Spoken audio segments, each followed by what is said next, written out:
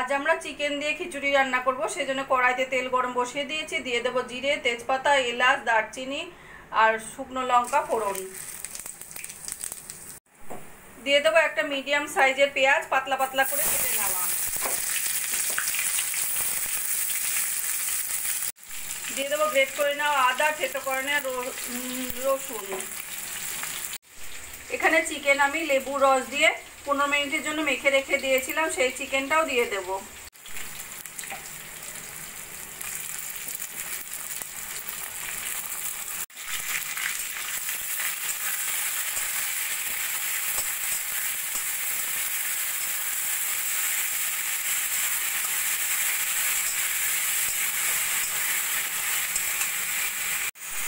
Chicken 2-3 minute মতো ভেজে নিয়ে দিয়ে দেবো আমি পরিমাণ মতো নুন, হলুদ। দিয়ে দেবো জিরের গুঁড়ো, লঙ্কার গুঁড়ো আর একটা টমেটো ছোট ছোট করে কেটে নেওয়া। দিয়ে ভালো করে মশলার সঙ্গে চিকেনটাকে কষিয়ে নেব।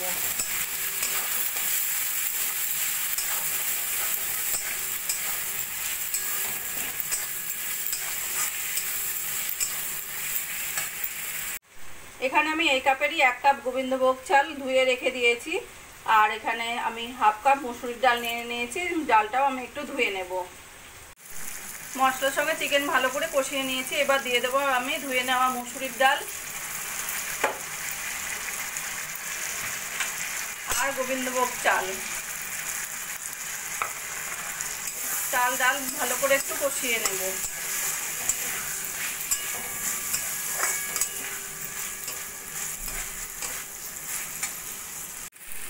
ডাল দিয়ে ভালো করে কষিয়ে এবার দিয়ে দেবো আমি পরিমাণ মতো জল।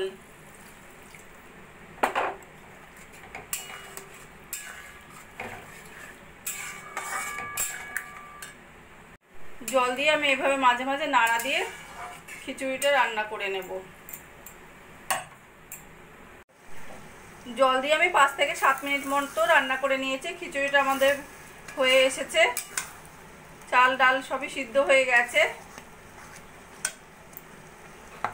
এবার দিয়ে দেবো অল্প করে আমি একটু ভাজা মশলা আর 2 চেরা কাঁচা লঙ্কা আর একটু ধনে পাতা।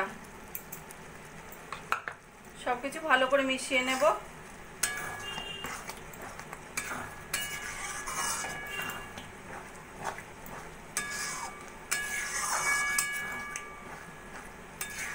মিশিয়ে নিয়ে গ্যাসটা বন্ধ করে রেখে দেব আর 5 মিনিট মতো।